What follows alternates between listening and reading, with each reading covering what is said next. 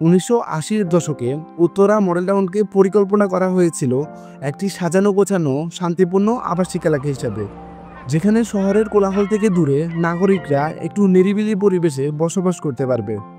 শহরের এক কোণে অবস্থিত এই এলাকাটি সময়ের পরিক্রমায় এখন শুধু আবাসিক নয়, বরং একটি আধুনিক, ব্যস্ততম, স্বয়ংসম্পূর্ণ নগরকেন্দ্রে পরিণত হয়েছে। প্রায় 2.5 লাখ মানুষের বসবাস করা এই এলাকায় আধুনিক নাগরিক সুবিধা আর বাণিজ্যিক পরিসরের ভারসাম্য রক্ষার জন্য উত্তরা বিভক্ত করা হয়েছে একাধিক সেক্টরে।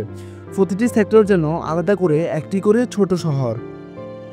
উত্তরা নিঃসন্দেহে ঢাকার সবচেয়ে পরিকল্পিত এলাকাগুলোর একটি। এখানকার পরিবেশ অনেক বেশি সাজানো গোছানো, পরিচ্ছন্ন আর প্রশান্তিময়।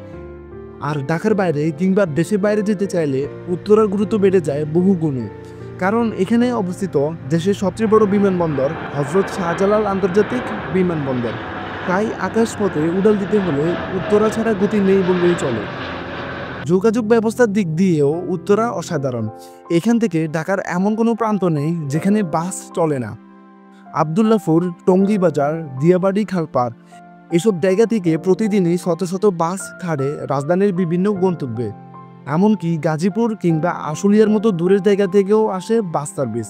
মেগা প্রকল্প মেট্রো রেলের যাত্রা শুরু হয়েছে এই উত্তরার দিয়াবাড়ি থেকে, যা ঢাকার গণপরিবহনে এনেছে এক যুগান্তকারী পরিবর্তন। সেই সাথে এলিভেটেড এক্সপ্রেসওয়ে সুবাদে মাত্র 20 মিনিটে ফার্মগেট থেকে উত্তরা পৌঁছানো সম্ভব হয়েছে বিআরটিসি বাসে। উত্তরার 15 নম্বর সেক্টরের মধ্যে অবস্থিত দিয়াবাড়ি এলাকাটি এক কথায় প্রকৃতির স্বর্গ।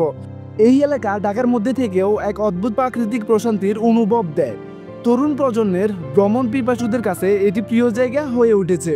হোক তা কাইকিং, ফটো সেশন বা নিছক এক কাপ চা নিয়ে বিকেলের হাওয়া উপভোগ করা। দিয়াবাড়ির বিকেলটা কেমন জানেন?